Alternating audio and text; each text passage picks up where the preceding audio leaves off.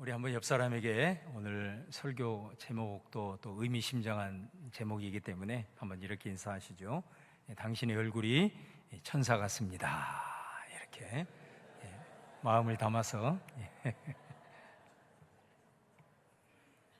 제발 천사 같기를 바라네. 뭐 그런 의도는 표정을 보니까 아닌 것 같습니다. 사람은 자신의 이 됨됨이를 얼굴에 가장 민감하게 나타낸다고 합니다. 얼굴이란 말은 우리 순수 우리말인데 이 얼은 국어사전에 보면은 정신에서 중심이 되는 부분, 그렇게 나와 있습니다. 우리가 흔히 민족의 정신을 표현할 때 민족의 얼 이렇게 이제 표현하는 경우가 있고요. 또 우리가 정신이 혼미해져서 이 몽롱한 상태를 가리켜서 얼이 빠졌다, 뭐 그런 표현을 쓰기도 합니다. 그리고 이 얼굴에서 굴은 동굴을 가리킵니다. 그래서 얼굴은 인간의 정신을 담고 있는 동굴이고, 그런 의미에서 얼굴은 우리의 인격의 표현이라고 해도 과언이 아니겠습니다. 여러분, 특별히 우리 민족은 이 얼굴을 우리의 내면의 표현뿐만 아니라 행동을 대표하는 것으로도 생각했습니다. 그래서 우리가 쓰는 말들을 보면은 행동에 대한 표현을 하고 있는데, 예를 들어서 면목 없습니다, 이런 표현들, 자신의 한 행동에 대해서 얼굴을 못 들겠다는 거 아니겠습니까? 또 부모님의 얼굴에 먹칠하지 말아라, 이런 표현이라든가, 또 제 얼굴을 봐서라도 한 번만 선처해 주십시오, 뭐 이런 표현들을 가리킬 수 있습니다. 얼굴 하면 이 사람이 떠오를 수 있는데, 미국의 16대 대통령이었던 에브라함 링컨입니다. 그가 이 얼굴과 관련된 유명한 말을 남겼기 때문인데요, 그가 이 대통령 선거를 하는 기간에 그의 경쟁 상대 후보가 이런 그 연설을 하면서 표현을 했습니다. 원숭이를 백악관에 드릴 것입니까, 여러분? 이렇게 아주 인격을 모독하는 수준의 그런 연설을 했습니다. 아마 여기 사진에서 보듯이 그분의 이렇게 구렛나루를 보고 그렇게 말하지 않았나 싶습니다. 근데 사실은 링컨이 이 구렛나루를 기르게 된 것은 그 인상을 조금 더 부드럽게 하기 위한 그런 의도로 구렛나루를 길렀다고 합니다. 이 링컨의 얼굴을 가만히 보면은 눈이나 코나 입이나 이런 거 하나하나를 이렇게 뜯어보면 참 손색이 없습니다만은, 이것을 이렇게 조합해서 전체로 보면은 약간 이상한 듯한 그 얼굴의 모습이 또 나타난다고 합니다. 촌스러우면서도 또 다른 한편으로는 굉장히 위험 있게 보이고, 웃은 것 같은데 아주 매우 깊이 있는 그런 느낌을 받는다고 합니다. 특별히 이 관상가들은 이 링컨의 얼굴을 보고 이 상은 앞으로 큰 인물이 될 것이다, 이렇게 말을 했다고 합니다. 그런데 정작 링컨은 이 관상론을 부정했습니다. 그러면서 바로 이 말을 남겼는데요, 얼굴은 타고나는 것이 아니라 만들어지는 것이다. 내 얼굴에 있는 많은 굴곡은 나의 고난과 시련을 말해주는 것이며, 내 얼굴에 나타난 해학적인 요소들은 고난을 극복한 내 지혜의 결과다. 이런 유명한 말을 남기면서 한마디를 더했습니다. 사람이 40이 넘으면 자기 얼굴에 대해 책임을 져야 된다. 한 번쯤은 들어보셨을 그런 말입니다. 이분에 의하면 나이가 40 이전은 자기 얼굴을 만들어가는 시기라는 거예요. 그리고 40 이후의 얼굴은 그 사람이 지금까지 살아온 삶의 결과물이다라는 것입니다. 그러므로 우리가 40 이후에는 그 사람이 참 멋있다, 아름답다, 이렇게 미모를 말하는 것이 아니고 인상이 중요하다, 40 이후에는 인상이 중요하다, 그런 말들이 바로 여기에서 나오지 않았나 싶습니다. 그래서 사람들은 사람의 인상만 보아도 그 사람의 마음, 또 그 사람의 성품을 대충 짐작할 수 있다고 합니다. 즐거운 마음과 그런 태도를 가지고 있는 사람은 항상 웃는 얼굴을 하고 있습니다. 또 우리가 봤을 때는 좀 실없이 보여도 이렇게 긍정적인 마인드를 갖고 있는 사람은 항상 얼굴이 밝습니다. 반대로 근심, 염려, 또 과거의 그 상처가 치유되지 않는 그런 상태에 있는 분들은 이렇게 우울한 표정을 늘 갖고 있지요. 또 짜증스럽고 불만스럽고 예민한 사람들은 그 인상이 매우 차갑고 찡그린 인상을 갖고 있는 것을 보게 돼요. 자, 그런 의미에서 옆 사람을 다시 한번 보겠습니다. 아마 처음보다는 훨씬 더 인상이 좋으실 거예요. 자, 옆 사람에게 이렇게 한번 축복하겠습니다. 당신의 얼굴을 보니 천사의 얼굴을 보는 것 같습니다. 예, 축복해 주세요. 우리 본향의 성도님들은 정말 이 표정과 얼굴이 다 천사 같으십니다. 제가 여러분한테 아부하고 싶어서가 아니라 우리 교회에 이렇게 방문해서 예배를 드리고 있는 분들이 한결같이 너무 예배 분위기가 좋다, 그러니까 이런 표현들을 많이 하세요.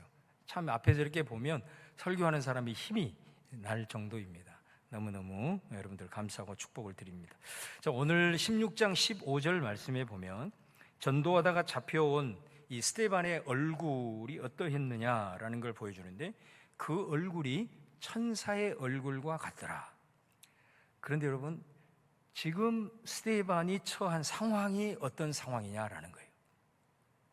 스데반은 지난 시간에 살펴보았듯이 초대교회에서 새롭게 선출된 7명의 지도자 중에 첫 번째로 등장하는 사람이죠. 근데 스데반은 성령이 충만해서 놀라운 일들을 행했습니다. 6장 8절을 말씀해 보시면 스데반이 은혜와 권능이 충만하여 큰 기사와 표적을 민간에 행했다, 이렇게 말하죠. 그러니까 그에게 정말 하나님의 그 강력한 능력이 임한 것 같습니다.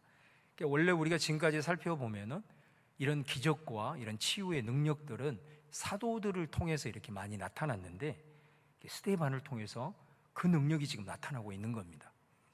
그러자 이방 지역에서 온 그 유대인들이 어떤 이유에서인지는 모르지만은 스데반과 막 논쟁을 벌이게 되지요. 그런데 그들이 스데반을 이기지를 못합니다. 스데반은 이렇게 능력과 권능을 행할 뿐만 아니라 말씀도 충만했던 것을 볼 수가 있어요. 그래서 10절 말씀해 보시면 스데반이 지혜와 성령으로 말함을 그들이 능히 당하지 못했다, 이렇게 말씀하고 있습니다. 여러분, 이런 상황이 되면은 스데반의 말이 틀리지 않는 이상 이렇게 논쟁을 하다가 이렇게 되면 그 스데반의 말을 좀 배우는 자세로 받아들일 것 같은데, 참 사람이란 동물은 그러기가 쉽지 않은 것 같습니다. 이 사람들이 자존심이 크게 상했는지 이제부터 아주 참 악한 일들을 행하기 시작해요. 11절에 보면은 사람들을 매수했다, 이렇게 말합니다. 12절에 보면은 백성들을 충동시켰다, 이렇게 말합니다. 13절에 보면은 거짓 증인을 세웠다, 이렇게 말합니다. 14절에도 보면은 스데반의 말을 왜곡해서 거짓으로 증언하게 했다, 이렇게 말하고 있습니다. 그래서 이 스데반이 결국 잡혀와 가지고 공회 앞에 서게 됩니다. 사람들은 막 분노로 충만했습니다. 이를 갑니다. 감정이 매우 격해 있습니다. 스데반이 지금 이런 상황을 보면 어느 누가 보더라도 매우 위험한 상황이라는 것을 우리가 알게 되지요. 그도 그럴 것이 이 말씀과 연결이 되어 있는 7장 말미에 보면 스데반은 결국 이 공회에서 풀려나지 못하고 분노로 충만한 이 사람들이 던진 돌에 의해서 순교를 당하게 됩니다. 아예 이 사람들은 스데반을 죽이기로 작정하고 끌고 온 것이죠. 이제 공회 가운데 서 있는 이 스데반을 사람들이 쳐다봅니다. 다시 15절을 보면 공회 중에 앉은 사람들이 다 스데반을 주목하여 보니 그 얼굴이 천사의 얼굴과 같더라, 이렇게 말합니다. 참 놀라운 것은 이런 상황에서도 스데반의 얼굴에는 두려움이 없는 겁니다. 오히려 여유가 있고 얼굴에서 비치는 그의 모습은 너무나도 평안한 모습이었다라는 것입니다. 우리는 질문하지 않을 수 없는 거죠.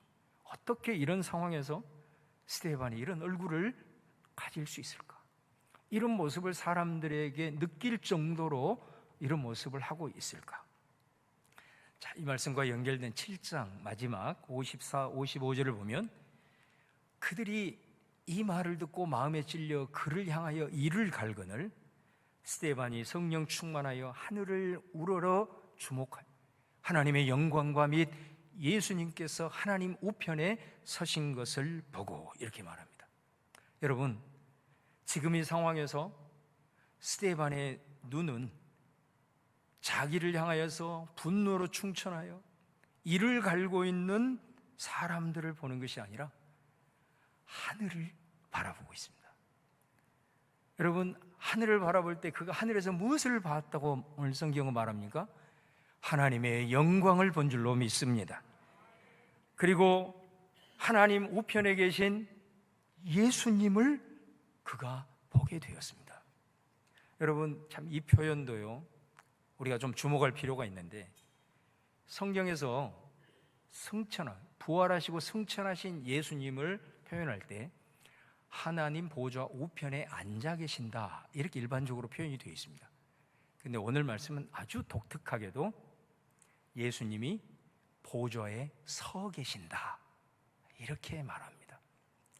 여러분, 이 의미를 우리가 곰곰이 생각해 보면 어떤 의미를 내포하고 있는지 알게 돼요. 우리가 어떤 광경을 바라볼 때 앉아 있을 때는 편안하게, 그리고 손도 이렇게 하면서 또 웃으면서 이렇게 지켜보죠. 그런데 내 눈앞에서 펼쳐지는 상황이 매우 긴박하고 매우 위급하다고 생각하면 어떻습니까? 그렇게 앉아서 웃으면서 볼 사람은 아무도 없습니다. 자리에서 일어나는 거죠. 그리고 허리를 앞으로 숙이면서 눈을 부릅뜨고 안타까워하는 마음으로 보는 거죠. 바로 예수님이 이런 모습으로 지금 스데반을 보고 있는 거죠. 보좌에 앉아 계셔야 될 우리 예수님이 그 자리에 벌떡 일어났어요. 지금 스데반의 상황을 주목하고 계시는 것입니다. 이 예수님의 모습을 보면서 스데반을 향한 그 예수님의 진심이 우리가 느껴지는 것을 볼 수가 있습니다. 이 상황에서 스데반은 하늘을 우러러보면서 그곳에서 자기를 지켜보고 계시는 예수님을 영안을 열어서 본 줄로 믿습니다. 그랬기 때문에 그의 얼굴이 천사와 같이 될 수가 있었다라는 것이죠. 그 비결이 바로 여기에 있었다라는 것입니다.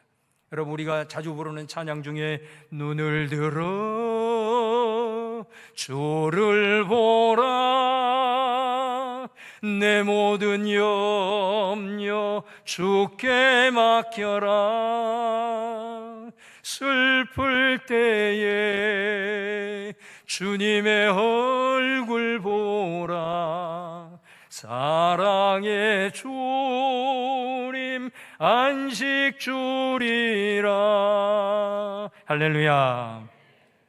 사랑하는 여러분, 이런 상황에 우리가 처할 때가 있잖아요. 순간순간, 아니면 또 때로는 장기적으로. 그랬을 때 우리가 아래의 땅을 쳐다보면 욕밖에 안 나오는 거죠. 한숨밖에 나오지 않아요. 불평과 원망밖에 나오지 않을 겁니다. 우리 그리스도인들은 이런 순간에 하늘을 바라봐야 될 줄로 믿습니다. 왜 우리가 하늘을 바라볼까요? 그곳에는 나를 향하여 일어서서 지켜보고 계시는 예수님이 계시는 줄로 믿습니다. 여러분, 바로 이 모습이 우리 그리스도인의 모습이고, 이런 모습을 성경은 성령 충만한 모습이라고 말씀해요. 7장 55절에 보면 스데반이 성령 충만하여 하늘을 우러러 주목하여 하나님의 영광과 및 예수님께서 하나님 우편에 서신 것을 보았다. 성령 충만하니까 이 위급한 상황에서도 주님이 보이는 거죠. 성령 충만하니까 이런 상황 속에서도 주님이 충만하게 느껴지는 것 아니겠습니까? 그런 은혜가 오늘 말씀을 듣는 우리 성도님들에게 임하기를 주의 이름으로 축원합니다. 6장 8절에 보면은 스데반이 은혜와 권능이 충만하여 큰 기사와 표적을 사람들에게 행했다라고 말하잖아요. 그 말은 무슨 말이에요? 성령이 충만하니까 은사가 나타났다는 거예요. 능력이 그에게 나타났다는 거예요. 한마디 한마디 전하는 말에 권세가 임했다라는 것 아니겠습니까? 이게 충만의 모습이죠. 그런데 여러분, 성령 충만은 이렇게 외적으로 은사와 능력만이 나타나는 것만을 의미하지 않습니다. 성령이 충만하면 오늘 스데반의 모습처럼 우리들의 내면이 강하게 되는 것을 볼 수 있습니다. 그리고 성령의 열매가 우리 가운데 나타나는 것을 볼 수가 있습니다. 지금 바로 스데반의 모습이 그런 모습 아니겠습니까? 이런 위급한 상황에서, 언제 죽어야 될 모르는 그런 상황에서도 스데반은 두려워 떨지를 않아요. 어찌 보면 죽음에 직면한 상황임에도 불구하고 그의 얼굴에 천사와 같은 이런 모습, 이런 평온을 유지할 수 있는 것, 성령의 충만인 줄로 믿습니다. 여러분, 오늘 말씀을 듣는 이 스데반의 모습을 보는 저와 여러분 가운데 오직 성령 충만하시기를 축원을 드립니다. 이것은 성령님께서 나의 마음과 생각을 지키지 않으면 불가능한 일이죠. 어떻게 이런 상황에서 이런 표정을 짓고 이런 모습이 나올 수가 있겠습니까? 하나님의 영이신 성령님이 나를 주장하고 나를 강권에서 붙들어 주시고 우리 예수님이 하늘 보좌 우편에 서서 나를 주목하는 것을 영의 눈을 열어서 보는 자이기에 스데반은 바로 이런 자의 모습으로 우리에게 비춰지고 있다는 것입니다. 뿐만 아닙니다. 여러분, 스데반은 결국 자기들을 향하여서 달려드는 그 사람들의 돌에 맞아서 죽게 되는데, 그 사람들을 향하여 미워하지 않고 오히려 죽어가면서도 그 죄악을 저지르는 사람들을 향하여 긍휼을 구하는 기도와 용서를 구하는 기도를 드리고 있다는 사실입니다. 사도행전 7장 59절 60절에 보면은 그들이 돌로 스데반을 치니 스데반이 부르짖어 이르되 주 예수님이여 내 영혼을 받으시옵소서 하고 무릎을 꿇고 크게 불러 이르되 주여 이 죄를 그들에게 돌리지 마옵소서, 이 말을 하고 자니라. 여러분, 이 스데반의 모습을 보면서 우리는 성령의 충만함을 사모할 수밖에 없습니다. 여러분, 성령의 충만함을 사모하십시오. 기도할 때마다, 예배할 때마다 오늘도 주님 내 자아를 주고 오직 성령님이 내 속에 충만하여 나를 다스려 주시고 내 생각을 주장하시고 나를 통해서 정말로 주님의 능력이 나타나게 하여 주시옵소서. 그럼 구약의 창세기에도 보면은 이 스데반과 같이 성령 충만한 사람을 볼 수 있는데 그 사람이 다름 아닌 야곱이라는 사람입니다. 야곱이 자기 고향을 떠나서 20년 만에 거부가 되어서 자기 고향으로 돌아갑니다. 그런데 저 멀리서 자기 형인 에서가 자기를 만나러 온다는 소식을 듣습니다. 그 말을 듣는 순간 몸이 얼어붙어 두려움이 엄습하죠. 과거에 형 에서를 속이고 장자권을 탈취했던 전력이 있기 때문에 에서가 와서 자기를 죽일 것이다 라고 하는 그런 두려움에 사로잡힌 거죠. 그래서 에서가 기다리고 있는 야복강 건너편을 건너지 못하고 밤새도록 그가 몸부림을 칩니다. 무엇을 위한 몸부림이었을까요? 바로 그것은 하나님을 붙들기 위한 몸부림인 줄로 믿습니다. 바로 이 야곱의 모습 속에 우리 그리스도인의 모습이 있는 거죠. 내가 도저히 두려워서 어찌할 바를 모를 때, 내가 할 수 있는 것 아무것도 없을 때 우리는 땅을 보고 실망하고 좌절하고 푸념을 늘어놓는 것이 아니라 그 속에서 하나님을 붙들고자 하는 이 마음, 바로 이것이 성령 충만의 역사인 줄로 믿습니다. 그 몸부림을 가지고 성경에 보면 하나님과 씨름했다, 하나님을 만나지 아니하고는 내가 도저히 살 수 없다라고 몸부림을 쳤을 때 그는 그곳에서 하나님을 만나게 됩니다. 그래서 그곳 이름을 야곱이 이렇게 붙이죠. 브니엘이라고 붙입니다. 브니엘이라고 하는 것은 하나님의 얼굴이라는 거예요. 야곱은 영적인 씨름을 통해서 그곳에서 하나님을 본 줄로 믿습니다. 마치 스데반이 하늘을 우러러 봤을 때 예수님이 보좌에 일어서서 자기를 바라본 그 예수님의 모습을 본 것처럼 바로 야곱은 몸부림을 치며 나갈 때 하나님의 얼굴을 보고 그곳에서 하나님을 만난 줄로 믿습니다. 여러분, 그 이후에 야곱이 어떤 모습으로 바뀝니까? 강을 건넙니다. 그리고 에서에게 걸어가는데 더 이상 두려워하는 마음이 없는 거예요. 너무너무 당당하게 그 에서를 향하여 나아갑니다. 그리고 에서를 보자마자 야곱이 이렇게 말을 합니다. 형님, 내가 형님의 얼굴을 보니 하나님의 얼굴을 보는 것 같습니다. 브니엘, 하나님의 얼굴을 그가 보기 전에는 상상할 수 없었던 말이 그의 입에서 터져 나오는 것을 봅니다. 야곱이 이 말을 하자 그 형 에서가 야곱을 끌어안고 두 형제는 엉엉엉 통곡을 하면서 울게 되지요. 20년 이상 쌓인 감정이 한순간에 화의 눈물로 바뀌게 되는 것입니다. 여러분, 이것이 성령 충만의 역사인 줄로 믿습니다. 두려웠고 불안했습니다. 그 순간에 그가 할 수 있는 것은 하나님을 만나는 것. 하나님을 만났다는 것은 스데반처럼 눈을 들어 하늘 보좌 우편에 서 계신 예수님을 본 것과 같은 거죠.